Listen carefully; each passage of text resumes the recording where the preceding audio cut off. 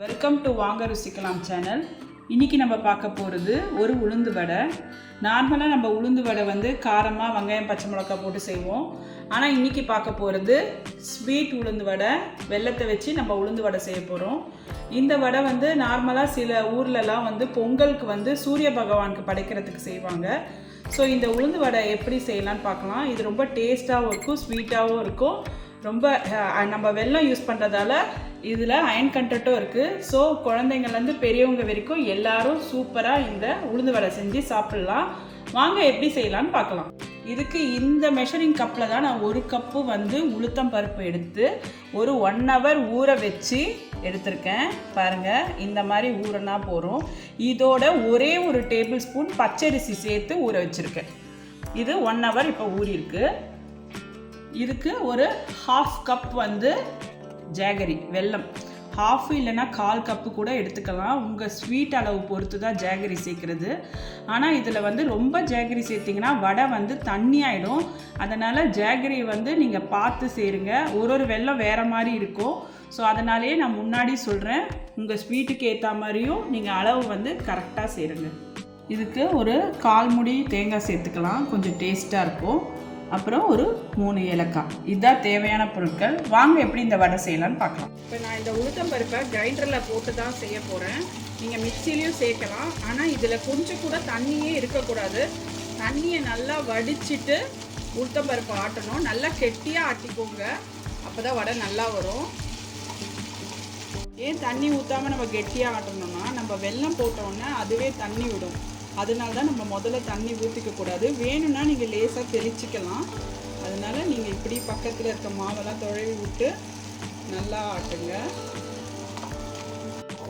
பாருங்கள், மாவு வந்து இந்த மாதிரி கெட்டியாக இருக்கணும். அரைச்சி பாருங்கள், ஒரு 10 நிமிஷம் ஓட விட்டப்புறம் பாருங்கள், உளுந்து வந்து நல்லா சாஃப்டாகிடுச்சு. இந்த மாதிரி பதம் இருக்கும்போது தான் நம்ம வெல்லத்தை இப்போ போட்டுக்கலாம். ஸோ இந்த மாதிரி தண்ணியே ஊற்றாத கெட்டியாக ஆட்டுக்கோங்க. மாவு ஆட்டுறதுல தான் இருக்குது இந்த வடை. நான் வெல்லம் சேர்த்துக்கிறேன். வெல்லம் சேர்த்துட்டேன். நெக்ஸ்ட்டு தேங்காயும் சேர்த்துக்கிறேன். அப்புறம் ஏலக்காய். இது ஸ்வீட் வடைன்றதால ஒரே சிட்டிகை உப்பு சேர்க்குறேன். பாருங்க, வெல்லம் தேங்காய்லாம் போட்டு நம்மளுடைய மாவு எப்படி சூப்பராக ரெடி ஆயிடுச்சு. இதுதான் கரெக்டு பதம். இப்போ நான் இதை ஒரு பவுலுக்கு ட்ரான்ஸ்ஃபர் பண்ணிட்டு நம்ம வடை சுடலாம். பாருங்கள், மாவு வலிச்சு எடுத்துட்டேன். இப்படி தண்ணி தொட்டு தான் நம்ம வடை போடணும்.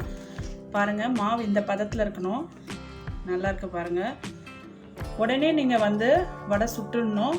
இல்லைனா வெல்லம் போட்டிருக்கதால இந்த மாவு கொஞ்சம் நீர்த்துடும். நம்ம வாங்க இப்போ உடனே நம்ம வடை செய்வோம். கடாயில் நம்ம எண்ணெய் சூடு பண்ணிக்கலாம். ஃபஸ்ட்டு ஆயிலை வந்து நல்லா ஹை ஃப்ளேமில் ஹீட் பண்ணிக்கோங்க. ஆனால் வடையை வந்து நம்ம மீடியம் ஃப்ளேமில் வச்சு தான் சுடணும். ஆயில் சூடாயிடுச்சு. இப்போ நான் வடையை போடுறேங்க.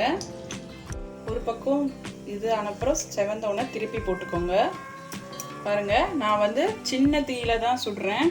ஒரு 2 to 3 minutes இந்த வடை ரெடி ஆகிடும். பாருங்கள், நம்ம வடை சூப்பராக ரெடி ஆகிடுச்சு.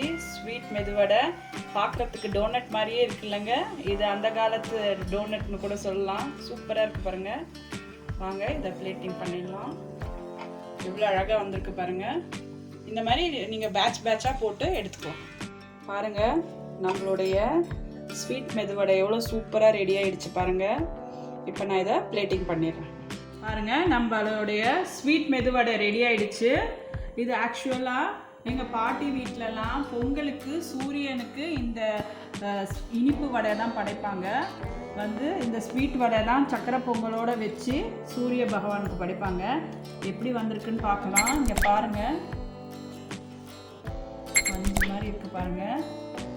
இது ஒரு வகையில் பார்த்தா டோனட் மாதிரியும் இருக்குது. இந்த கால குழந்தைங்களுக்கு இதை நீங்கள் டோனட்னு செஞ்சு கொடுக்கலாம். இந்த டிஷ் பிடிச்சா லைக் கொடுங்க, கமெண்ட் பண்ணுங்கள், உங்கள் ஃப்ரெண்ட்ஸோட ஷேர் பண்ணுங்கள். நம்ம சேனலை மறக்காமல் சப்ஸ்கிரைப் பண்ணுங்கள்.